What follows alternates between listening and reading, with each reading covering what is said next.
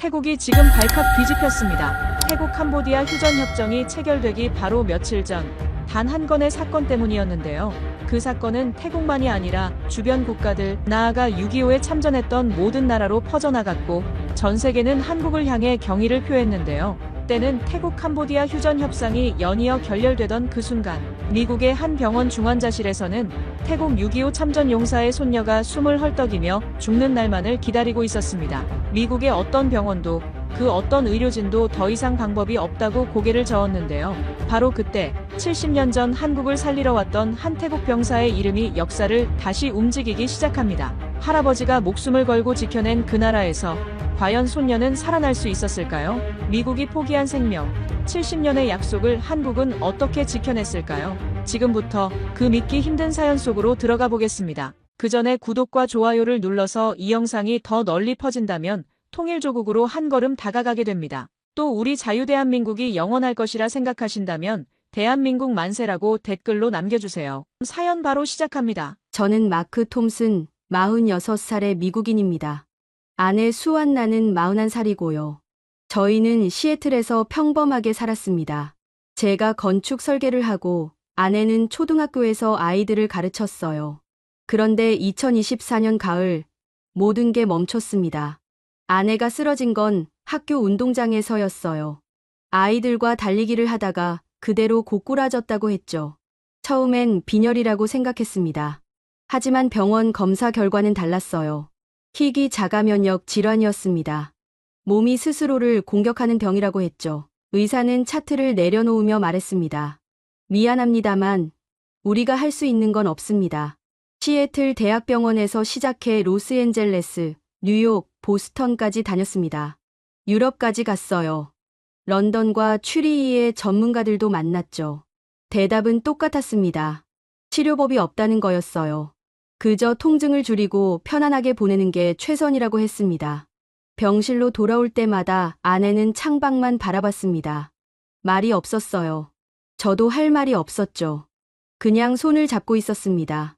아내 손은 점점 차갑고 가벼워졌어요. 2025년 2월 아내 상태는 더 나빠졌습니다. 걷기도 힘들어했어요. 병실 침대에서 대부분의 시간을 보냈죠. 심전도 기계 소리만 규칙적으로 울렸습니다. 그 소리를 들으며 저는 생각했어요. 저 소리가 언제 멈출까? 어느 날 저녁이었습니다. 병실 텔레비전에서 뉴스가 나왔어요. 태국과 캄보디아 국경에서 폭격이 있었다는 소식이었죠. 민간인도 다쳤다고 했습니다. 화면 아래 자막이 흘렀어요. 휴전 협상 또다시 결렬. 같은 자막이 며칠째 반복됐습니다. 국경에서 사람들이 죽어가는데 아무도 멈추지 못했어요. 저는 그 화면을 보며 이상한 생각이 들었습니다. 전쟁은 멈추지 못하고 아내의 심장도 곧 멈출 거라는 생각이었죠. 그때 아내 어머니가 병실에 왔습니다. 장모님은 태국 분이세요. 영어를 조금 하시지만 대부분은 아내가 통역했죠. 그날은 아내가 너무 아파서 말을 못했어요. 장모님은 가방에서 낡은 사진 한 장을 꺼냈습니다. 흑백 사진이었어요. 젊은 군인이 눈 덮인 산을 배경으로 서 있었죠. 군복을 입고 총을 들고 있었습니다. 얼굴은 어렸어요. 20살쯤 돼 보였죠. 장모님이 사진을 제게 건넸습니다. 손이 떨렸어요. 그리고 천천히 말했죠. 이 사람이 수완나 할아버지예요. 저는 사진을 들여다봤습니다. 눈밭, 군복, 어린 얼굴. 그리고 사진 뒷면에 적힌 글씨가 보였어요. 1950년 12월, 한국 화천. 한국이라는 단어에 멈칫했습니다. 6.25 전쟁이라는 걸 알았어요. 그 전쟁에 태국군도 참전했다는 건 처음 알았죠. 장모님이 다시 말했습니다. 저 사람은 한국이 가장 버려졌을 때 갔어요. 아무도 안 가려던 곳에 갔죠. 장모님 목소리가 떨렸습니다. 아내가 침대에서 눈을 떴어요. 어머니를 바라봤죠. 장모님이 아내 손을 잡았습니다. 내 할아버지는 그곳에서 사람을 살렸어. 한국 사람들을.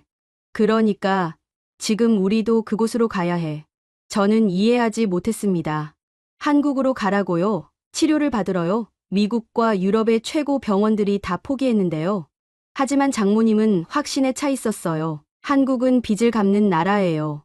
우리 아버지가 그들을 도왔으니까 이제 그들이 우리를 도울 거예요. 병실은 조용했습니다. 심전도 소리만 들렸어요. 텔레비전에선 여전히 전쟁 소식이 나왔죠. 폭격, 협상 결렬, 민간인 사망. 아무것도 멈추지 않는 세상이었습니다. 아내가 제 손을 잡았어요. 힘이 없었죠. 그래도 꽉 쥐었습니다. 그리고 말했어요. 한국으로 가요. 저는 아내의 얼굴을 봤습니다. 눈물이 고여 있었어요. 하지만 포기한 눈빛은 아니었죠. 뭔가 붙잡으려는 눈빛이었습니다. 다음 날 저는 인터넷으로 한국 병원들을 찾아봤어요. 서울에 큰 병원들이 많았습니다. 삼성서울병원, 서울아산병원, 서울대학교병원. 이름만으로는 알 수 없었죠. 미국 병원들보다 나을까 확신이 없었어요. 그래도 비행기 표를 끊었습니다. 2월 말이었어요. 출발 전날 밤, 저는 침대 옆에 앉아 아내를 봤습니다. 숨소리가 약했어요. 산소 마스크를 쓰고 있었죠. 저는 생각했습니다. 우리는 치료를 받으러 가는 게 아닐지도 몰라. 어쩌면 빚을 지러 가는 건지도 모르지. 그때 텔레비전 화면이 바뀌었습니다. 태국 국경 지역 영상이었어요. 무너진 집, 울고 있는 아이들, 들것에 실린 사람들, 그리고 자막이 또 흘렀죠. 휴전 협상 재개 여부 불투명. 저는 리모컨을 들어 텔레비전을 껐습니다. 화면이 꺼지자 병실이 더 조용해졌어요. 심전도 소리만 남았죠. 삑, 삑, 삑. 아내가 눈을 떴습니다. 저를 봤어요. 그리고 나지막이 말했죠. 우리 갈 수 있을까요? 저는 고개를 끄덕였습니다. 거짓말인지 진심인지 저도 몰랐어요. 그냥 끄덕였죠. 갈 수 있어요. 우리 꼭 가요. 비행기는 13시간을 날았습니다. 시애틀에서 인천까지였어요. 아내는 휠체어에 앉아 있었죠. 산소통을 옆에 두고요. 승무원들이 계속 와서 상태를 확인했습니다. 괜찮으시냐고 물었어요. 아내는 고개만 끄덕였죠. 저는 창밖을 봤습니다. 구름만 보였어요. 끝없는 하얀 구름이었죠. 아무 생각도 안 들었습니다. 그냥 멍하니 앉아 있었어요. 장모님은 뒷좌석에 앉아 계셨습니다. 가끔 앞으로 몸을 기울여 아내 어깨를 쓰다듬었어요. 말은 없었죠. 그냥 손을 얹고 있었습니다. 비행 5시간쯤 지났을 때였어요. 아내가 가방을 뒤적였습니다. 뭔가를 꺼냈죠. 낡은 노트였어요. 가죽 표지가 달아 있었습니다. 아내가 그걸 펼쳤어요. 이게 뭐예요? 제가 물었죠. 아내가 대답했습니다. 할아버지 일기예요. 어머니가 가져오셨어요. 일기라고 했지만 정확히는 전쟁 기록이었습니다. 날짜와 장소, 그리고 짧은 문장들이 적혀 있었어요. 태국어로 쓰여 있었죠. 아내가 천천히 읽기 시작했습니다. 영어로 번역하면서요. 1950년 10월 21일. 방콕, 출발. 배에 탔다. 바다가 거칠다. 많은 사람이 토했다. 나도 토했다. 아내 목소리가 떨렸어요. 계속 읽었습니다. 11월 5일. 부산 도착. 처음 본 한국. 추웠다. 모든 게 부서져 있었다. 사람들 얼굴이 무너져 있었다. 저는 가만히 들었습니다. 아내가 페이지를 넘겼어요. 11월 15일. 춘천으로 이동. 밤에 폭격 소리가 들렸다. 잠을 잘 수 없었다. 옆 사람이 떨고 있었다. 나도 떨었다. 11월 23일. 첫 전투. 총소리가 귀를 찢었다. 옆에 있던 한국군 병사가 쓰러졌다. 나는 그를 업었다. 무거웠다. 참호까지 뛰었다. 그는 살았다. 아내가 멈췄습니다. 숨을 고르고 있었어요. 저는 물었죠. 괜찮아요? 아내가 고개를 끄덕였습니다. 다시 읽었어요. 12월 9일. 화천. 눈이 내렸다. 발이 얼었다. 밥을 먹을 수 없었다. 너무 추워서 입이 안 벌어졌다. 한국군 병사가 내 손을 불어줬다. 따뜻했다. 12월 15일. 후퇴 명령. 모두 뛰었다. 한 한국군 병사가 뒤처졌다. 돌아가서 그를 끌고 왔다. 그는 울고 있었다. 나도 울었다. 아내 목소리가 점점 작아졌습니다. 눈물이 떨어졌어요. 노트 위에 똑똑 떨어졌죠. 저는 아내 손을 잡았습니다. 아내가 고개를 들었어요. 저를 봤죠. 할아버지는 21살이었대요. 그때 저는 아무 말도 못했습니다. 21살. 제 조카뻘 나이였어요. 그 나이에 낯선 나라 전쟁터에 갔다는 게 믿기지 않았죠. 아내가 다시 노트를 펼쳤습니다. 마지막 페이지였어요. 1953년 7월이라고 적혀 있었죠. 휴전 직후였습니다. 7월 30일. 부산으로 복귀. 배에 오른다. 한국을 떠난다. 돌아보니 항구에 사람들이 서 있었다. 손을 흔들고 있었다. 나도 손을 흔들었다. 아내가 숨을 들이켰어요. 마지막 문장을 읽었습니다. 한국은 다시 일어날 것이다. 나는 안다. 언젠가 그들은 우리를 다시 부를 것이다. 그때 나는 갈 것이다. 노트를 덮었습니다. 아내가 울고 있었어요. 소리 없이 울었죠. 어깨가 떨렸습니다. 저는 아내를 안았어요. 아내가 제 가슴에 얼굴을 묻었죠. 만약 내가 살아난다면 그건 한국이 우리 가족을 부른 거겠죠? 아내가 중얼거렸습니다. 저는 대답하지 못했어요. 그냥 아내를 안고 있었죠. 장모님이 뒷좌석에서 일어나 우리 옆에 왔습니다. 아내 머리를 쓰다듬었어요. 그리고 말했죠. 내 할아버지는 약속을 지키는 사람이었어. 그가 한국에 갔던 건 약속 때문이야. 이제 한국이 그 약속을 지킬 차례야. 비행기는 계속 날았습니다. 시간이 얼마나 지났는지 모르겠어요. 그냥 앉아 있었죠. 아내는 제 어깨에 기댄 채 잠들었습니다. 숨소리가 가늘었어요. 저는 창밖을 봤습니다. 구름이 걷히고 있었어요.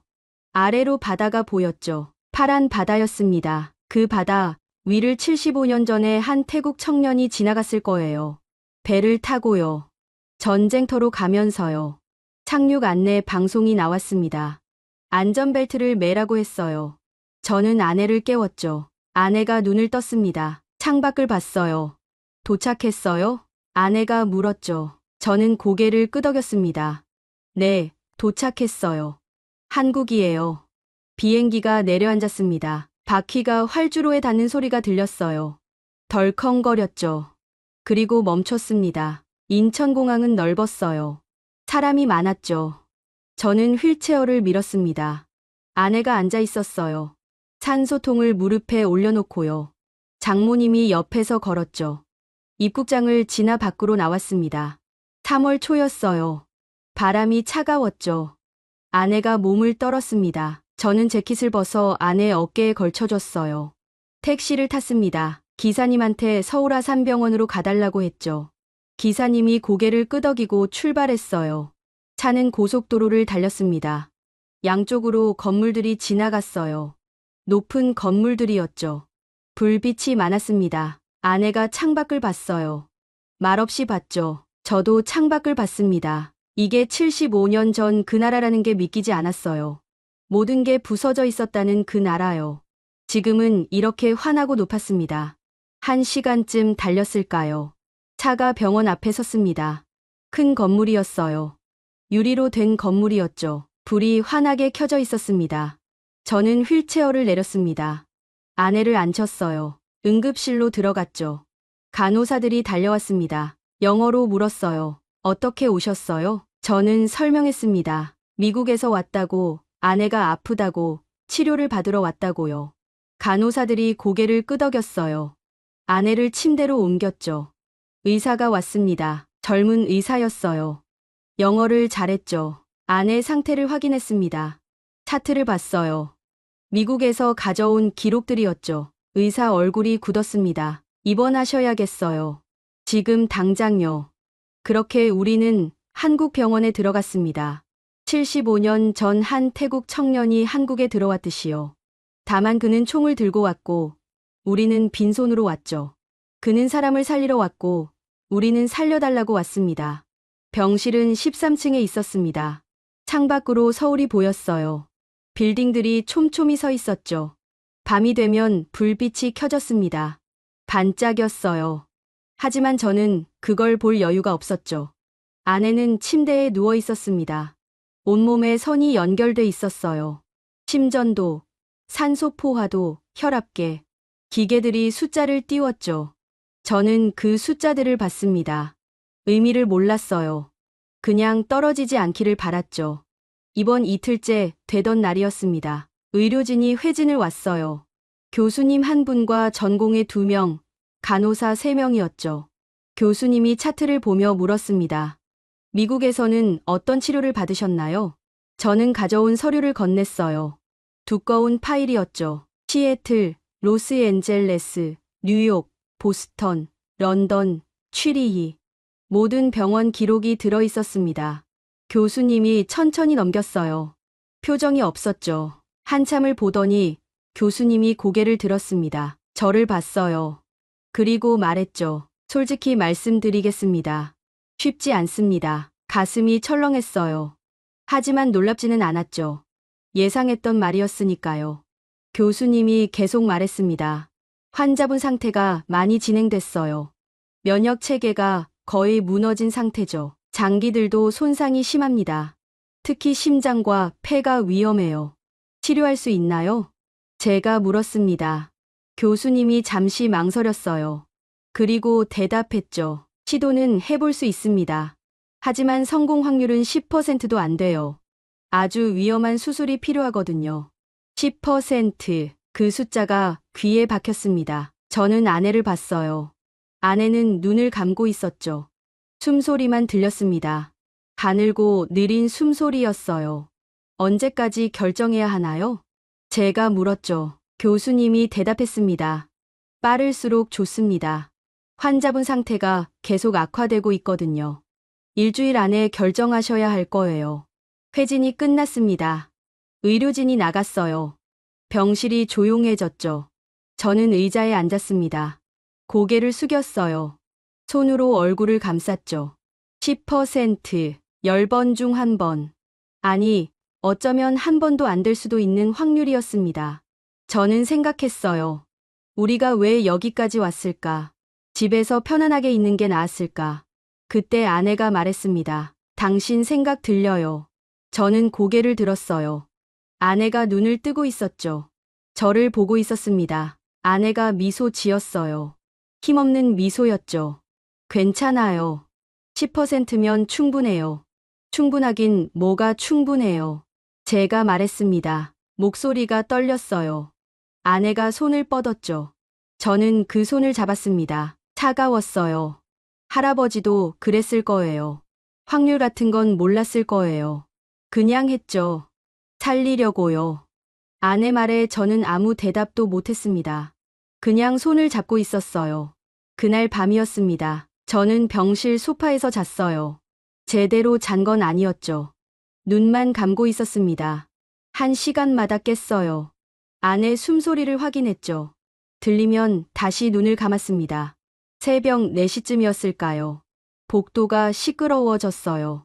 사람들이 뛰는 소리가 들렸죠. 저는 벌떡 일어났습니다. 문을 열었어요. 복도에 의료진이 모여 있었습니다. 응급카트를 밀고 있었어요. 한 병실로 들어갔죠.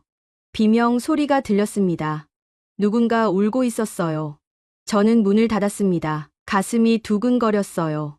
손이 떨렸죠. 아내를 봤습니다. 다행히 아내는 자고 있었어요. 저는 창가로 갔습니다. 서울 야경이 펼쳐져 있었어요. 불빛들이 반짝였죠. 멀리 한강이 보였습니다. 다리에도 불이 켜져 있었어요. 아름다웠죠. 하지만 저는 그게 무섭게 느껴졌습니다. 저렇게 환한 도시에서 사람들이 죽어가고 있다는 게요. 벽에 걸린 텔레비전이 켜져 있었습니다. 소리는 꺼놨어요. 뉴스가 나오고 있었죠. 자막이 흘렀습니다. 태국 캄보디아 국경 포격, 민간인 3명 사망. 화면에는 무너진 집이 나왔어요. 사람들이 울고 있었죠. 들것에 누군가 실려 나갔습니다. 흰 천으로 덮여 있었어요. 다음 장면이었습니다. 회의실이 나왔어요. 양복 입은 사람들이 앉아 있었죠. 심각한 표정들이었습니다. 자막이 또 흘렀어요. 휴전 협상 재개, 진전 없어. 저는 리모컨을 들어 채널을 돌렸습니다. 다른 뉴스였어요. 같은 내용이었죠. 또 돌렸습니다. 역시 같았어요. 전쟁, 포격, 죽음, 협상, 결렬. 저는 텔레비전을 껐습니다. 화면이 꺼지자 방이 어두워졌어요. 심전도 소리만 들렸죠. 삑, 삑, 삑. 창밖을 다시 봤습니다. 서울 불빛이 여전히 반짝였어요. 저는 생각했습니다. 국경에서는 사람들이 죽고 이 병실에서도 한 사람이 죽어가고 있다고요. 전쟁은 늘 이렇게 가장 약한 사람부터 죽인다고요. 아침이 왔습니다. 간호사가 들어와 아내 상태를 확인했어요. 체온을 재고 혈압을 쟀죠. 그리고 기록지에 적었습니다. 간호사가 저를 봤어요. 어젯밤에 주무셨어요? 저는 고개를 가로저었습니다. 간호사가 걱정스러운 표정을 지었어요. 보호자분도 쉬셔야 해요. 환자분 곁에 계시려면 건강하셔야죠. 저는 알고 있었어요. 하지만 잘 수가 없었죠. 눈을 감으면 이상한 생각들만 들었으니까요. 오전 10시쯤이었습니다. 병원 사회복지팀에서 누가 왔어요. 젊은 여자분이었죠. 명함을 건넸습니다. 김지은 사회복지사라고 적혀 있었어요. 안녕하세요. 환자분 상담차 왔습니다. 김지은 씨가 말했어요. 저는 고개를 끄덕였죠. 자리에 앉으라고 했습니다. 김지은 씨가 앉았어요. 태블릿을 꺼냈죠. 몇 가지 여쭤볼게요. 환자분 보험은 어떻게 되시나요? 미국 보험이요. 해외 치료도 커버됩니다. 가족 관계는요? 저는 남편이고요. 저기 계신 분이 장모님이에요. 김지은 씨가 장모님을 봤습니다. 장모님이 고개를 숙여 인사했어요. 김지은 씨가 다시 물었죠. 혹시 환자분이나 가족분 중에 한국과 특별한 인연이 있으신가요? 저는 멈칫했습니다. 특별한 인연이요? 아내를 봤어요. 아내가 고개를 끄덕였죠. 제가 대답했습니다. 아내 할아버지가 6.25 전쟁 참전용사예요. 태국군이었죠. 김지은 씨 손이 멈췄습니다. 고개를 들어 저를 봤어요. 그리고 다시 물었죠. 확실하신가요? 네, 확실해요. 증거도 있어요. 저는 가방에서 노트를 꺼냈습니다. 할아버지 일기였어요. 김지은 씨에게 건넸죠. 김지은 씨가 펼쳤습니다. 태국어로 쓰여 있었지만 날짜는 읽을 수 있었어요. 1950년, 1951년, 1952년. 김지은 씨가 사진도 봤습니다. 눈 덮인 산 앞에 선 젊은 군인이었죠. 김지은 씨 얼굴이 변했어요. 뭔가 말하려다 입을 다물었습니다. 그리고 조심스럽게 말했죠. 이 내용을 의료진과 공유해도 될까요? 저는 고개를 끄덕였습니다. 김지은 씨가 일어났어요. 노트와 사진을 들고 나갔죠. 병실이 다시 조용해졌습니다. 저는 아내를 봤어요. 아내가 말했죠. 뭔가 달라질까요? 저는 몰랐습니다. 그냥 어깨를 으쓱했어요. 아내가 눈을 감았죠. 저도 창밖을 봤습니다. 서울은 여전히 움직이고 있었어요. 차들이 다니고 사람들이 걷고 건물들이 서 있었죠. 하지만 이 병실 안에서는 시간이 멈춘 것 같았습니다. 우리는 그냥 기다리고 있었어요. 뭔가를요. 다음 날 오후였습니다. 병실 문이 열렸어요. 김지은 씨가 들어왔죠. 그런데 혼자가 아니었습니다. 뒤에 교수님 3분이 따라 들어왔어요. 어제 회진 오셨던 교수님도 계셨죠. 분위기가 달랐습니다. 어제와는 뭔가 달랐어요. 교수님들 표정이 진지했죠. 하지만 차갑지는 않았습니다. 오히려 따뜻해 보였어요. 맨 앞에 계시던 교수님이 입을 열었습니다. 60대쯤 돼 보이는 분이었어요. 머리가 희끗했죠. 저는 이 병원 국제진료센터 소장 박종민입니다. 환자분 상황에 대해 들었어요. 박종민 교수님이 말했습니다. 목소리가 차분했어요. 저는 고개를 숙여 인사했죠. 네, 감사합니다. 박종민 교수님이 침대 옆으로 왔습니다. 아내를 봤어요. 아내가 눈을 떴죠. 박종민 교수님이 미소 지었습니다. 안녕하세요. 많이 힘드시죠? 아내가 고개를 끄덕였어요. 박종민 교수님이 의자를 끌어당겨 앉았습니다. 그리고 말했죠. 할아버님이 6.25 전쟁에 참전하셨다고 들었어요. 네, 태국군이었어요. 아내가 대답했습니다. 목소리가 작았어요. 박종민 교수님이 고개를 끄덕였죠. 일기를 봤습니다. 김 사회복지사님이 보여주셨어요. 화천, 춘천에 계셨네요. 네, 그렇다고 들었어요. 박종민 교수님이 잠시 말을 멈췄습니다. 그리고 천천히 말했어요. 제 아버지도 그때 그 근처에 계셨어요. 국군 2등병이었죠. 19살이었습니다. 저는 깜짝 놀랐습니다. 아내도 눈을 크게 떴어요. 박종민 교수님이 계속 말했죠. 아버지가 돌아가시기 전에 말씀하셨어요. 태국군 병사한테 목숨을 구했다고요. 참호에서 총 맞고 쓰러졌는데 태국 병사가 업고 나왔다고 했죠. 아내가 숨을 들이켰습니다. 저도 숨이 멎는 것 같았어요. 박종민 교수님이 말했습니다. 그분이 할아버님이실 수도 있고 아닐 수도 있죠. 하지만 중요한 건 그게 아닙니다. 박종민 교수님이 일어났습니다. 다른 교수님들을 돌아봤어요. 그리고 다시 우리를 봤죠. 중요한 건 할아버님이 우리를 위해 여기 오셨다는 거예요. 그때 한국은 아무것도 아니었어요. 아무도 안 오려던 곳이었죠. 그런데 오셨어요. 목소리가 떨렸습니다. 박종민 교수님이 잠시 말을 멈췄어요. 숨을 고르고 다시 말했죠. 이건 치료 여부의 문제가 아닙니다. 우리가 갚아야 할 역사예요. 병실이 조용해졌습니다. 아무도 말하지 않았어요. 저는 눈물이 날 것 같았죠. 참았습니다. 아내는 이미 울고 있었어요. 다른 교수님이 앞으로 나왔습니다. 40대쯤 돼 보이는 여자 교수님이었어요. 저는 심장내과 최은영 교수입니다. 환자분 수술을 제가 맡겠어요. 최은영 교수님이 말했습니다. 단호한 목소리였어요. 그리고 세 번째 교수님이 말했죠. 저는 흉부외과 김태훈입니다. 수술팀 구성하겠습니다. 저는 믿을 수가 없었어요. 어제만 해도 10%도 안 된다고 했는데요. 포기하는 분위기였는데요. 그런데 지금은 달랐습니다. 하지만 위험하다고 하셨잖아요. 제가 말했죠. 박종민 교수님이 고개를 끄덕였습니다. 맞아요. 여전히 위험해요. 확률도 낮죠. 하지만 우리는 할 겁니다. 왜요? 제가 물었습니다. 박종민 교수님이 미소 지었어요. 슬픈 미소였죠. 75년 전에도 확률은 낮았어요. 우리가 이길 확률은 거의 없었죠. 그런데 누군가 왔어요. 태국에서, 터키에서, 에티오피아에서, 콜롬비아에서 확률 따지지 않고 왔죠. 박종민 교수님이 아내를 봤습니다. 이제 우리 차례예요. 확률 따지지 않고 할 차례죠. 저는 고개를 숙였습니다. 눈물이 떨어졌어요. 처음이었죠. 한국에 온 뒤로 처음 울었습니다. 아내가 제 손을 잡았어요. 힘껏 쥐었죠. 교수님들이 나갔습니다. 김지은 씨만 남았어요. 김지은 씨가 조용히 말했죠. 수술 준비 들어갑니다. 일주일 정도 걸릴 거예요. 그동안 환자분 상태 안정시키고 팀 꾸리고 계획 세울 거예요. 감사합니다. 제가 말했어요.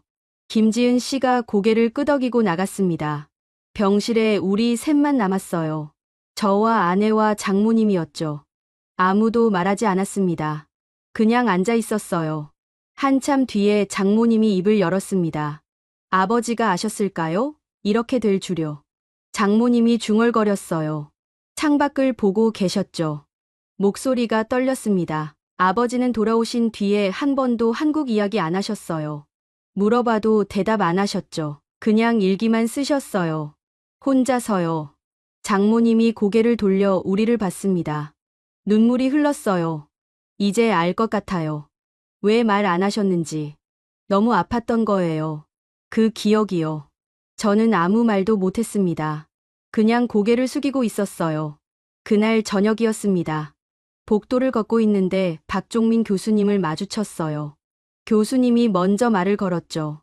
산책하세요. 네, 좀 답답해서요. 박종민 교수님이 함께 걸었습니다. 한참을 말없이 걷다가 교수님이 말했어요. 아까 말 못한 게 있어요. 네, 우리 병원에 6.25 참전용사 후손 지원 프로그램이 있어요. 치료비 일부를 병원에서 부담하죠. 저는 놀랐습니다. 그런 게 있는 줄 몰랐어요. 정말요? 네, 몇 년 전에 만들었어요. 참전용사분들이 점점 돌아가시잖아요. 그래서 후손들이라도 돕자고 했죠. 박종민 교수님이 멈춰섰습니다. 창밖을 봤어요. 서울 야경이었죠. 이 도시가 여기까지 온 건 기적이에요. 하지만 공짜 기적은 없죠. 누군가 피를 흘렸어요. 교수님이 저를 봤습니다. 환자분 할아버님도 피를 흘리셨어요. 이제 우리가 갚을 차례죠. 저는 고개를 숙였습니다. 감사하다는 말밖에 할 수 없었어요. 병실로 돌아왔습니다. 아내는 자고 있었어요. 장모님도 소파에서 주무시고 계셨죠. 저는 의자에 앉았습니다. 텔레비전을 켰어요. 뉴스가 나왔죠. 또 태국 국경 이야기였습니다. 폭격이 계속되고 있다고 했어요. 사상자가 늘고 있다고 했죠. 하지만 이번엔 달랐어요. 화면에 회의장이 나왔습니다. 양복 입은 사람들이 앉아 있었어요. 자막이 흘렀죠. 휴전 협상 재개, 의료 협력 조항 논의 중. 의료 협력이라는 단어가 눈에 들어왔습니다. 무슨 의미인지는 몰랐어요. 하지만 뭔가 움직이고 있다는 느낌이 들었죠. 저는 텔레비전을 껐습니다. 아내를 봤어요. 고요히 자고 있었죠. 숨소리가 규칙적이었습니다. 창밖을 봤습니다. 서울 불빛이 반짝였어요. 이 도시 어딘가에서 누군가 우리를 위해 움직이고 있었죠. 75년 전 약속을 지키기 위해서요. 저는 처음으로 생각했습니다. 어쩌면 우리가 살 수도 있겠다고요. 일주일이 지났습니다. 수술 날짜가 잡혔어요. 3월 22일이었죠. 이틀 뒤였습니다. 그동안 아내는 여러 검사를 받았어요. CT, MRI, 초음파, 혈액 검사. 매일 뭔가를 찔렀죠. 아내는 아무 말 없이 받았습니다. 표정이 없었어요. 밤마다 저는 복도를 걸었습니다. 잠이 안 왔어요. 병원 복도는 밤에도 환했죠. 형광등이 쉬지 않고 켜져 있었습니다. 간호사들이 조용히 움직였어요. 카트 끄는 소리만 들렸죠. 어느 날 밤이었습니다. 3월 21일, 수술 전날 밤이었어요. 저는 병실 소파에 누워 있었죠. 눈을 감고 있었지만 잠들지 못했습니다. 갑자기 기계 소리가 달라졌어요. 심전도 소리였죠. 삑삑삑 빠르게 울렸습니다. 저는 벌떡 일어났어요. 아내를 봤죠. 아내가 몸을 떨고 있었습니다. 얼굴이 새하얗게 질려 있었어요. 입술이 파랬죠. 숨을 헐떡였습니다. 수았나. 저는 소리쳤어요. 아내가 대답하지 않았죠. 그냥 떨기만 했습니다. 저는 비상벨을 눌렀어요. 간호사들이 뛰어왔습니다. 의사도 왔어요. 사람들이 침대 주위로 모였죠. 누군가 저를 밀었습니다. 나가 계세요. 간호사가 소리쳤어요. 저는 복도로 밀려났죠. 문이 닫혔습니다. 안에서 소리가 들렸어요. 기계 소리, 사람들 목소리, 급한 발소리. 저는 벽에 기댔습니다. 다리에 힘이 없었어요. 주저앉았죠. 복도 바닥에 그냥 앉아 있었습니다. 얼마나 지났을까요? 시간 감각이 없었어요. 그냥 앉아 있었죠. 장모님이 달려왔습니다. 로비에 계셨던 모양이었어요. 무슨 일이에요? 장모님이 물었죠. 저는 대답하지 못했습니다. 그냥 병실 문을 가리켰어요. 장모님도 제 옆에 주저앉았죠. 문이 열렸습니다. 의사가 나왔어요. 젊은 전공의였죠. 얼굴에 땀이 흘렀습니다. 저는 벌떡 일어났어요. 어떻게 됐어요? 제가 물었죠. 전공의가 숨을 고르며 말했습니다. 일단 안정됐어요. 심정지 직전까지 갔는데 다시 잡았습니다. 심정지요? 목소리가 떨렸어요. 전공의가 고개를 끄덕였죠. 네, 위험했어요. 지금은 중환자실로 옮겼습니다. 수술은 어떻게 돼요? 내일인데요. 전공의가 잠시 망설였습니다. 그리고 말했어요. 교수님들이 회의 중이에요.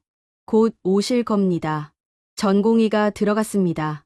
저는 그 자리에 서 있었어요. 장모님이 제 팔을 잡았죠. 떨고 있었습니다. 1시간쯤 지났을까요? 박종민 교수님과 최은영 교수님이 왔어요. 표정이 무거웠죠. 박종민 교수님이 입을 열었습니다. 환자분 상태가 많이 나빠졌어요. 오늘 밤 심장이 거의 멈출 뻔했죠. 수술은요? 제가 물었습니다. 최은영 교수님이 대답했어요. 예정대로 하긴 어려워요. 지금 상태로는 수술대에 올리는 것 자체가 위험하거든요. 그럼 어떻게 해요? 목소리가 커졌습니다. 저는 참을 수가 없었어요. 최은영 교수님이 조용히 말했죠. 이틀 더 기다려야 해요. 상태를 안정시키고 수술해야죠. 이틀 동안 또 이런 일 생기면요. 제가 소리쳤습니다. 박종민 교수님이 제 어깨에 손을 올렸어요. 그럴 수도 있어요. 하지만 지금 수술하면 살 확률이 더 낮아요. 저는 벽에 주먹을 쳤습니다. 아팠어요. 하지만 마음보다는 덜 아팠죠. 박종민 교수님이 말했습니다. 중환자실에서 24시간 지켜볼 겁니다. 최선을 다하겠어요. 교수님들이 가셨습니다. 저는 복도에 주저앉았어요. 고개를 숙였죠. 눈물이 떨어졌습니다. 바닥에 똑똑 떨어졌어요. 장모님이 제 등을 쓰다듬었습니다. 말없이 쓰다듬었어요. 저는 울었죠. 소리 내서 울었습니다. 중환자실 앞 대기실로 갔습니다. 작은 방이었어요. 딱딱한 의자만 있었죠. 창문도 없었습니다. 저는 의자에 앉았어요. 장모님도 앉았죠. 벽에 시계가 걸려 있었습니다. 째깍째깍 소리를 냈어요. 새벽 3시를 가리키고 있었죠. 저는 그 시계를 봤습니다. 초침이 움직였어요. 한 칸, 또 한 칸. 장모님이 가방을 뒤적였습니다. 뭔가를 꺼냈어요. 할아버지 사진이었죠. 그 눈밭 앞에 선 젊은 군인이었습니다. 장모님이 사진을 쥐고 눈을 감았어요. 입술이 움직였죠. 기도하고 있었습니다. 저는 대기실을 나왔습니다. 복도를 걸었어요. 중환자실 문 앞까지 갔죠. 유리문이었습니다. 안이 보였어요. 침대들이 줄지어 있었습니다. 환자들이 누워 있었어요. 온몸에 선이 연결돼 있었죠. 기계들이 숫자를 띄웠습니다. 의료진이 조용히 움직였어요. 저는 아내를 찾았습니다. 보였어요. 맨 안쪽 침대였죠. 아내가 누워 있었습니다. 얼굴이 보이지 않았어요. 기계에 가려져 있었죠. 한 간호사가 다가왔습니다. 저를 봤어요. 보호자분이세요? 네, 지금은 면회 안 돼요. 아침 8시에 10분만 가능합니다. 그냥 볼 수만 있으면 돼요. 제가 말했죠. 간호사가 고개를 저었습니다. 죄송해요. 규칙이에요. 저는 돌아섰습니다. 대기실로 갔어요. 장모님은 여전히 눈을 감고 있었죠. 저도 의자에 앉았습니다. 주머니에서 휴대폰을 꺼냈어요. 뉴스를 봤죠. 습관이었습니다. 화면에 기사가 떴어요. 태국 캄보디아 국경 충돌 격화, 사상자 20명 넘어. 기사를 눌렀습니다. 사진들이 나왔어요. 무너진 건물, 불타는 차, 울고 있는 사람들. 저는 화면을 스크롤했죠. 다른 기사가 보였습니다. 휴전 협상 난항, 중재안 또 거부돼. 저는 휴대폰을 껐습니다. 주머니에 넣었어요. 고개를 뒤로 젖혔죠. 천장을 봤습니다. 흰 천장이었어요. 형광등이 눈부셨죠. 생각했습니다. 전쟁은 늘 이렇게 가장 약한 사람부터 죽인다고요. 국경에서도, 병원에서도요. 힘없는 사람들만 죽어간다고요. 시계가 째깍거렸습니다. 시간이 흘렀어요. 새벽 4시, 5시, 6시. 저는 눈을 감았죠. 잠들지 못했습니다. 그냥 감고 있었어요. 7시 30분이었습니다. 저는 일어났어요. 중환자실로 갔죠. 간호사가 나왔습니다. 아까 그 간호사였어요. 8시부터예요. 알아요. 그냥 문 앞에 있을게요. 간호사가 한숨을 쉬었습니다. 그리고 안으로 들어갔어요. 8시가 됐습니다. 문이 열렸어요. 간호사가 저를 불렀죠. 들어오세요. 10분이에요. 저는 안으로 들어갔습니다. 아내 침대로 갔어요. 가까이 다가갔죠. 아내가 누워 있었습니다. 눈을 감고 있었어요. 얼굴이 창백했죠. 입에는 호흡기가 물려 있었습니다. 가슴이 오르내렸어요. 기계가 숨을 쉬게 하고 있었죠. 저는 아내 손을 잡았습니다. 차갑고 가벼웠어요. 아무 힘이 없었죠. 저는 말했습니다. 나예요. 여보. 대답이 없었습니다. 당연했죠. 의식이 없었으니까요. 저는 계속 말했어요. 버텨요. 조금만 더요. 우리 이렇게까지 왔잖아요. 눈물이 떨어졌습니다. 아내 손 위에 떨어졌어요. 저는 닿지 않았죠. 그냥 두었습니다. 할아버지가 여기까지 오셨어요. 우리도 여기까지 왔고요. 포기하면 안 돼요. 간호사가 다가왔습니다. 어깨를 두드렸어요. 시간 다 됐어요. 저는 고개를 끄덕였습니다. 아내 손을 놓았어요. 일어섰죠. 한 번 더 아내를 봤습니다. 그리고 나왔어요. 대기실로 돌아왔습니다. 장모님이 저를 봤어요. 어때요? 자고 있어요. 저는 그렇게만 말했습니다. 더 말할 수가 없었어요. 장모님도 더 묻지 않았죠. 시간이 또 흘렀습니다. 아침이 지나고 점심이 됐어요. 저는 아무것도 먹지 않았죠. 입맛이 없었습니다. 장모님도 드시지 않았어요. 오후 2시쯤이었습니다. 박종민 교수님이 오셨어요. 표정이 여전히 무거웠죠. 환자분 상태가 조금 나아졌어요. 정말요? 제가 물었습니다. 박종민 교수님이 고개를 끄덕였어요. 네, 심박이 안정됐어요. 혈압도 올라갔고요. 내일 수술 진행하겠습니다. 저는 안도했습니다. 하지만 완전히 안도할 수는 없었어요. 아직 수술이 남아 있었으니까요. 박종민 교수님이 말했습니다. 내일 아침 8시에 시작해요. 오래 걸릴 겁니다. 6시간에서 8시간쯤요. 네, 알겠습니다. 박종민 교수님이 가셨습니다. 저는 의자에 앉았어요. 장모님이 제 손을 잡았죠. 떨고 있었습니다. 괜찮을 거예요. 장모님이 말했어요. 저를 보며 말했죠. 괜찮을 거예요.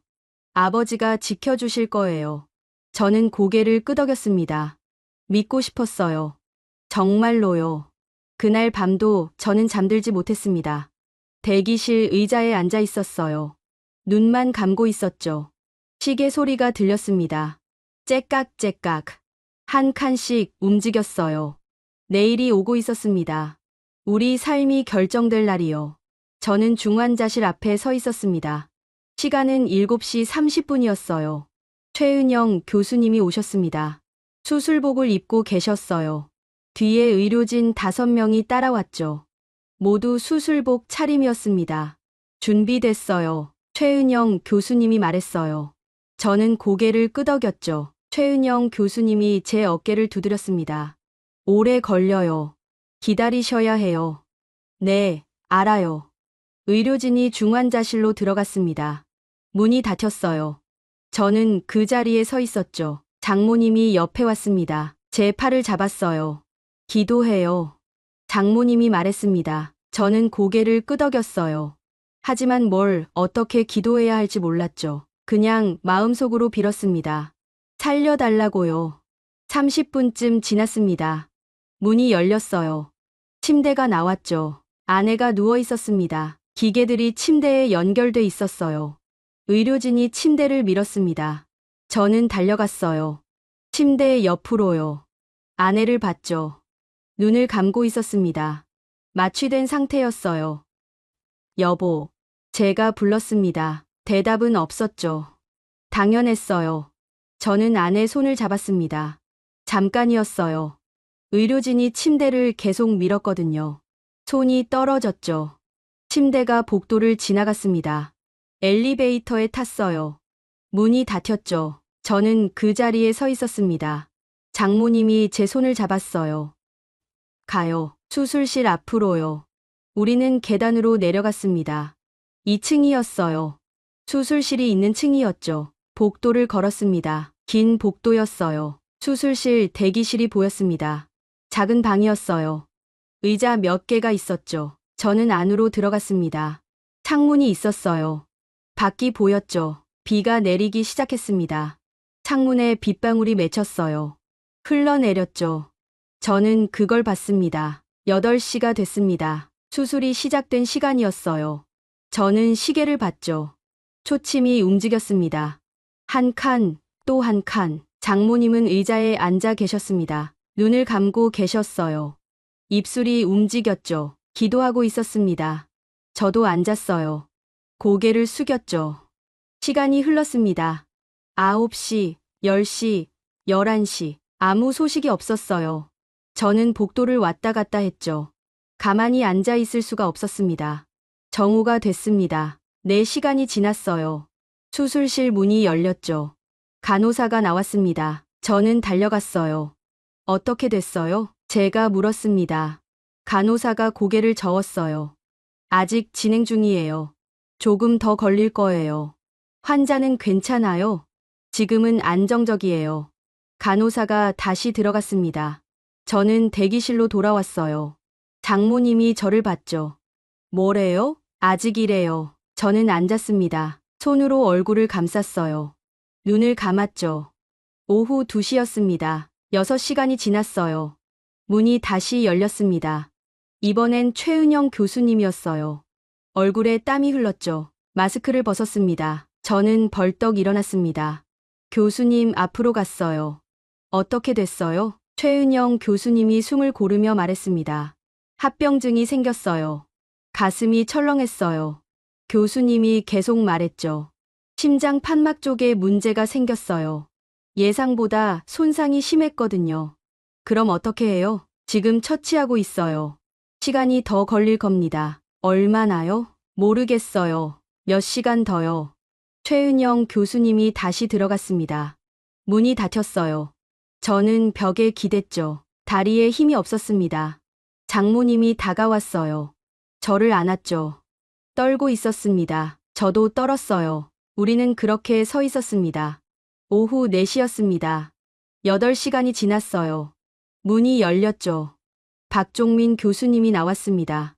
수술복을 입고 계셨어요. 얼굴이 창백했죠. 들어오세요.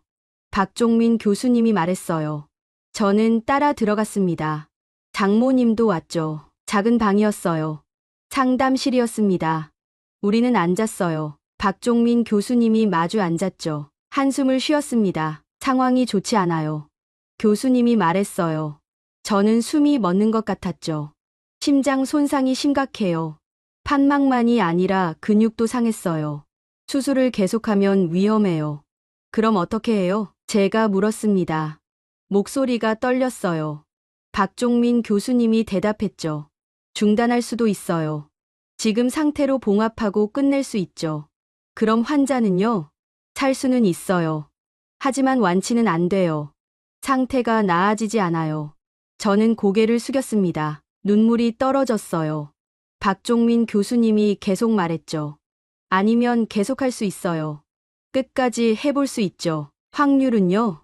모르겠어요. 정말로요. 박종민 교수님 목소리가 떨렸습니다. 처음이었어요. 교수님 목소리가 떨리는 게요. 하지만 하겠습니다. 제가 책임지겠어요. 왜요? 제가 물었습니다. 박종민 교수님이 저를 봤어요. 눈이 붉었죠. 이 환자는 통계가 아니에요. 숫자가 아니죠. 이 환자는 우리가 기억해야 할 사람이에요. 교수님이 일어났습니다. 계속하겠습니다. 끝까지요. 박종민 교수님이 나갔습니다. 문이 닫혔어요. 저는 의자에 앉아 있었죠. 장모님이 제 손을 잡았습니다. 믿어요. 장모님이 말했어요. 저는 고개를 끄덕였죠. 오후 6시였습니다. 10시간이 지났어요. 밖은 어두워졌죠. 비는 계속 내렸습니다. 창문에 빗소리가 들렸어요. 저는 복도를 걷고 있었습니다. 가만히 있을 수가 없었어요. 걷다가 창문 앞에 섰죠. 밖을 봤습니다. 서울이었어요. 불빛이 켜지기 시작했죠. 건물마다 불이 들어왔습니다. 비에 젖은 도시였어요. 저는 생각했죠. 저 안에서 얼마나 많은 사람이 살고 죽을까요? 8시였습니다. 12시간이 지났어요. 문이 열렸죠. 간호사가 나왔습니다. 저를 불렀어요. 보호자분. 저는 달려갔습니다. 간호사가 말했어요. 수술 끝났어요. 환자는요? 중환자실로 갔어요. 교수님이 곧 오실 겁니다. 간호사가 들어갔습니다. 저는 그 자리에 서 있었어요. 장모님이 달려왔죠. 끝났대요? 네, 끝났대요. 우리는 기다렸습니다. 10분쯤 지났을까요? 박종민 교수님과 최은영 교수님이 나왔어요. 수술복이 땀에 젖어 있었죠. 마스크를 벗었습니다. 저는 다가갔어요. 교수님들을 봤죠. 교수님들이 미소 지었습니다. 힘없는 미소였어요. 하지만 미소였죠. 성공했어요. 최은영 교수님이 말했습니다. 저는 무릎이 꺾였어요. 바닥에 주저앉았죠. 장모님도 주저앉았습니다. 우리는 울었어요. 소리 내서 울었죠. 박종민 교수님이 제 어깨를 두드렸습니다. 아직 안심하긴 일러요. 48시간이 고비예요. 그동안 합병증이 안 생겨야 해요. 네, 알겠습니다. 저는 고개를 끄덕였습니다. 눈물을 닦았어요. 일어섰죠. 환자 보고 싶으시죠? 중환자실 가세요.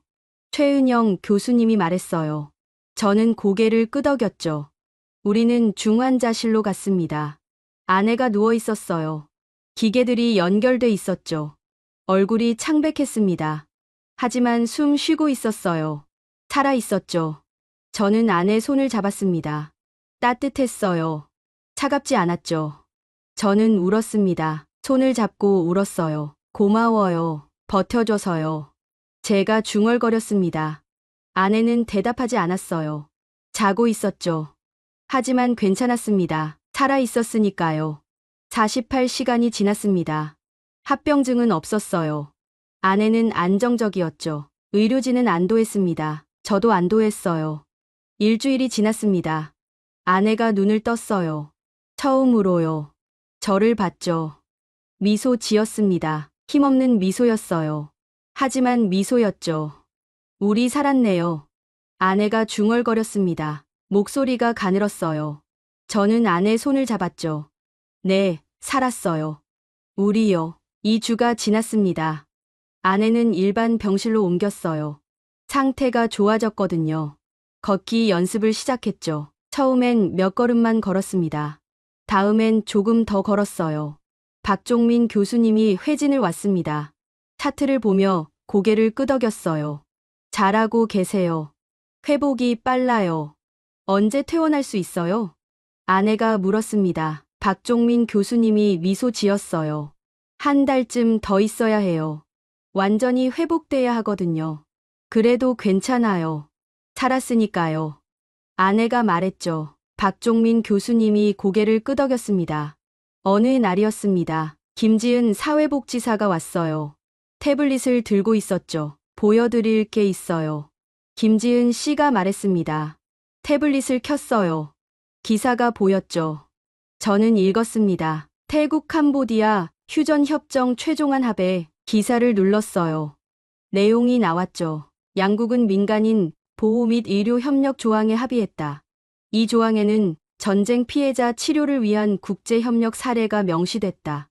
더 읽었습니다. 특히 태국 6.25 참전용사의 손녀가 한국에서 치료받아 생존한 사례가 포함됐다. 이 사례는 국경을 넘는 인도주의적 의료 협력의 상징으로 제시됐다. 저는 화면을 봤습니다. 믿을 수가 없었어요. 아내를 봤죠. 아내도 놀란 표정이었습니다. 우리 이야기예요? 아내가 물었어요. 김지은 씨가 고개를 끄덕였죠. 네, 환자분 이야기예요. 병원에서 외교부에 보고했거든요. 그게 협상 테이블에 올라갔어요. 그래서요? 휴전 조항 중 하나가 됐어요. 민간인 보호 조항이요. 환자분 사례가 그 근거로 쓰였죠. 저는 아무 말도 못했습니다. 그저 화면을 봤어요. 장모님이 울고 있었죠. 소리 없이 울었습니다. 아버지가 하셨어요. 장모님이 중얼거렸어요. 사진을 꺼냈죠. 할아버지 사진이었습니다. 눈밭 앞에 선 젊은 군인이요. 아버지가 75년 전에 하신 일이 지금 전쟁을 멈췄어요. 김지은 씨가 다른 기사를 보여줬습니다. 태국 캄보디아, 내일 휴전 조인식. 조인식이 내일이래요. 생중계된대요. 다음 날이었습니다. 4월 15일이었어요. 우리는 병실에서 텔레비전을 켰죠. 뉴스 채널이었습니다. 화면에 큰 방이 나왔어요. 긴 탁자가 있었죠. 양쪽에 사람들이 앉아 있었습니다. 양복을 입고 있었어요. 아나운서가 말했습니다. 지금 태국 방콕에서 태국 캄보디아 휴전 조인식이 진행되고 있습니다. 한 남자가 서류를 펼쳤어요. 펜을 들었죠. 서명했습니다. 다른 남자도 서명했어요.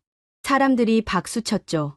아나운서가 계속 말했습니다. 이번 휴전협정에는 민간인 보호 조항이 포함됐습니다. 특히 국제의료협력 사례가 명시돼 주목받고 있습니다. 화면이 바뀌었어요. 기자가 나왔죠. 이번 협정의 배경에는 한 감동적인 이야기가 있습니다. 태국 6.25 참전용사의 손녀가 한국에서 치료받아 생존한 사례인데요. 저는 아내를 봤습니다. 아내가 화면을 보고 있었어요. 눈물이 흘렀죠. 저도 울었습니다. 기자가 계속 말했습니다. 이 사례는 전쟁의 상처를 치유하고 국경을 넘어 생명을 구하는 인도주의의 상징이 됐습니다. 화면이 다시 조인식장으로 바뀌었어요. 사람들이 악수하고 있었죠. 웃고 있었습니다. 저는 텔레비전을 껐습니다. 병실이 조용해졌어요. 우리는 말없이 앉아 있었죠. 한참 뒤에 아내가 말했습니다. 할아버지한테 가고 싶어요. 어디요? 전쟁기념관이요. 할아버지 이름이 있을 거예요. 박종민 교수님께 여쭤봤습니다. 외출이 가능하냐고요. 교수님이 고개를 끄덕였어요. 짧게요. 한두 시간이면 돼요. 다음 날이었습니다. 우리는 택시를 탔어요. 용산 전쟁기념관으로 갔죠. 아내는 휠체어에 앉아 있었습니다. 아직 오래 걷긴 힘들었어요. 기념관은 컸습니다. 넓은 마당이 있었어요. 건물이 웅장했죠. 우리는 안으로 들어갔습니다. 6.25 전쟁 전시관으로 갔어요. 사진들이 걸려 있었죠. 무너진 서울, 피난민들, 군인들. 저는 천천히 봤습니다. 한쪽 벽에 명단이 있었어요. 참전국 명단이었죠. 태국도 있었습니다. 아내가 휠체어를 멈췄어요. 여기에요. 아내가 말했습니다. 명단을 봤어요. 태국군 참전 용사 명단이었죠. 알파벳 순으로 정리돼 있었습니다. 장모님이 손가락으로 찾았어요. 할아버지 이름을 찾았죠. 있었습니다. 장모님이 그 이름을 만졌습니다. 손으로 따라 썼어요. 울고 있었죠. 아내도 울었습니다. 저도 울었어요. 우리는 그 앞에 서서 울었죠. 한참 뒤에 아내가 말했습니다. 할아버지, 우리 왔어요. 빚 갚으러 왔어요. 아내 목소리가 떨렸어요. 계속 말했죠. 아니에요. 빚 갚으러 온 게 아니에요. 약속 지키러 왔어요. 할아버지 약속이요. 저는 아내 어깨를 안았습니다. 장모님도 아내를 안았어요. 우리는 그렇게 서 있었죠. 밖으로 나왔습니다. 햇살이 따뜻했어요. 바람이 불었죠. 아내가 하늘을 봤습니다. 이제 괜찮을 거예요. 모든 게요. 아내가 말했어요. 저는 고개를 끄덕였죠. 네, 괜찮을 거예요. 우리는 병원으로 돌아왔습니다. 아내는 피곤해했어요. 침대에 누웠죠. 금방 잠들었습니다. 저는 창가에 앉았어요. 서울을 봤죠. 환한 도시였습니다. 저는 생각했어요. 75년 전 한 태국 청년이 이 도시에 왔다고요. 아무것도 없던 이 도시에요. 그리고 사람을 살렸다고요. 오늘 이 도시가 그 손녀를 살렸다고요. 그리고 그 생명 하나가 전쟁 하나를 멈췄다고요. 이게 동맹이고 이게 형제라고요.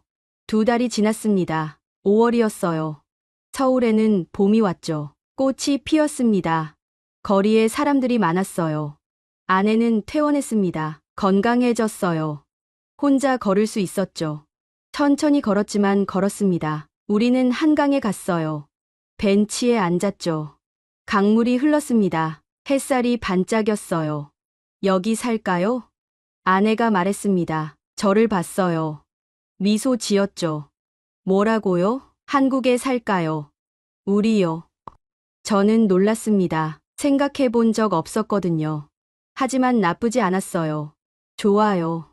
여기서 살아요. 우리는 웃었습니다. 강물을 봤어요. 자전거 타는 사람들이 지나갔죠. 아이들이 뛰어놀았습니다. 다음 주였습니다. 박종민 교수님이 연락했어요. 만나고 싶다고 했죠. 우리는 병원으로 갔습니다. 교수님 연구실이었어요. 책이 많았죠. 교수님이 우리를 앉혔습니다. 좋은 소식이 있어요. 박종민 교수님이 말했어요. 서류를 꺼냈죠. 환자분 사례가 논문으로 발표돼요. 국제학회에서요. 논문이요? 네, 희귀 질환 치료 사례로요. 그리고 인도주의적 의료의 사례로도요. 저는 서류를 받았습니다. 영어로 쓰여 있었어요. 읽을 수 없었죠. 하지만 제목은 보였습니다. 전쟁에서 치유로. 인도주의 의료의 사례. 할아버님 이야기도 들어가요. 6.25 전쟁 참전 이야기요. 그리고 손녀분이 한국에서 치료받은 이야기죠. 박종민 교수님이 말했습니다. 이 논문은 많은 사람이 읽을 거예요. 의사들이요. 그리고 기억할 거예요. 저는 고개를 숙였습니다. 눈물이 났어요. 아내가 제 손을 잡았죠. 감사합니다. 아내가 말했어요. 박종민 교수님이 미소 지었습니다. 제가 감사해요. 우리 모두요. 우리는 병원을 나왔습니다. 밖은 화창했어요. 바람이 시원했죠.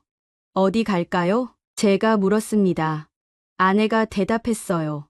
전쟁기념관이요. 다시 가고 싶어요. 우리는 택시를 탔습니다. 용산으로 갔어요. 기념관 앞에 섰죠. 이번엔 아내가 걸었습니다. 휠체어 없이요. 천천히 걸었어요. 장모님이 옆에서 걸었죠. 저도 함께 걸었습니다. 전시관으로 갔어요. 명단이 있는 벽으로요. 할아버지 이름 앞에 섰습니다. 아내가 그 이름을 봤어요. 손으로 만졌죠. 미소 지었습니다. 다녀왔어요. 할아버지. 빚 갚고 왔어요. 아내가 중얼거렸습니다. 장모님이 고개를 끄덕였어요. 아니야. 빚을 갚은 게 아니야. 장모님이 말했죠. 아내를 봤습니다. 약속을 지킨 거야. 할아버지 약속이요. 한국이 우리를 부를 거라는 약속이요. 저는 그 말을 들었습니다. 맞았어요. 빚이 아니었죠. 약속이었습니다. 75년 전에 한 약속이요. 한국은 다시 일어날 것이다. 그리고 우리를 다시 부를 것이다. 그 약속이 지켜진 거였어요. 우리는 오래 서 있었습니다. 그 이름 앞에서요. 다른 관람객들이 지나갔어요. 우리는 움직이지 않았죠. 해가 기울었습니다. 저녁이 됐어요. 우리는 나왔습니다. 마당에 섰어요. 서울이 보였죠. 건물들이 빛났습니다. 저녁 노을이 하늘을 물들였어요. 아름답죠? 아내가 말했습니다. 저는 고개를 끄덕였어요. 네, 아름다워요. 우리는 그 풍경을 봤습니다. 한참 동안요. 집으로 돌아왔습니다. 우리는 서울의 작은 집을 얻었어요. 한강이 보이는 집이었죠. 창문을 열면 강물 소리가 들렸습니다. 저는 노트북을 열었어요. 글을 쓰기 시작했죠. 우리 이야기를요. 75년 전 한 태국 청년이 한국을 살리러 왔습니다. 총을 들고요. 눈 덮인 산에서 싸웠어요. 사람을 구했죠. 오늘 한국은 그 손녀를 살렸습니다. 메스를 들고요. 하얀 수술실에서 싸웠어요. 생명을 구했죠. 그리고 그 생명 하나가 전쟁 하나를 멈췄습니다. 이것이 동맹이고 이것이 형제입니다. 저는 글을 썼습니다. 밤새 썼어요. 아내가 자는 동안 썼죠. 아침이 왔습니다. 해가 떠올랐어요. 한강에 햇살이 반짝였죠. 아내가 일어났습니다. 제 옆으로 왔어요. 화면을 봤죠. 쓰고 있었어요? 네, 우리 이야기요. 누가 읽을 건데요? 아내가 물었습니다. 저는 미소 지었어요. 모르겠어요. 하지만 누군가는 읽겠죠. 그리고 기억할 거예요. 아내가 제 어깨에 머리를 기댔습니다. 함께 화면을 봤어요. 잘 썼어요? 모르겠어요. 하지만 진심은 담았어요. 우리는 창밖을 봤습니다. 서울이었어요. 환한 도시였죠. 사람들이 살아가는 도시였습니다. 75년 전엔 잿더미였던 도시요. 지금은 이렇게 높고 환했어요. 그리고 이 도시 어딘가에서 누군가 또 살아나고 있을 거예요. 누군가의 손길로요. 이게 한국이었습니다. 받은 것을 잊지 않고 줄 수 있을 때 주는 나라요. 저는 글을 저장했습니다. 그리고 아내를 안았어요. 사랑해요. 제가 말했죠. 아내가 미소 지었습니다. 저도요. 당신을 사랑해요. 그리고 이 도시도요. 우리는 한강을 봤습니다. 강물이 흘렀어요. 끝없이 흘렀죠. 그 물결 위로 햇살이 춤췄습니다. 반짝이며 춤췄어요. 아름다웠습니다. 여러분은 언제 한국이 따뜻하다고 느끼셨나요? 75년 전 약속 하나가 오늘 한 생명을 살렸고 그 생명이 전쟁을 멈췄습니다. 이 이야기가 마음에 닿으셨다면 구독과 좋아요 부탁드립니다. 부탁드립니다. 부탁드립니다. 부탁드립니다. 부탁드립니다.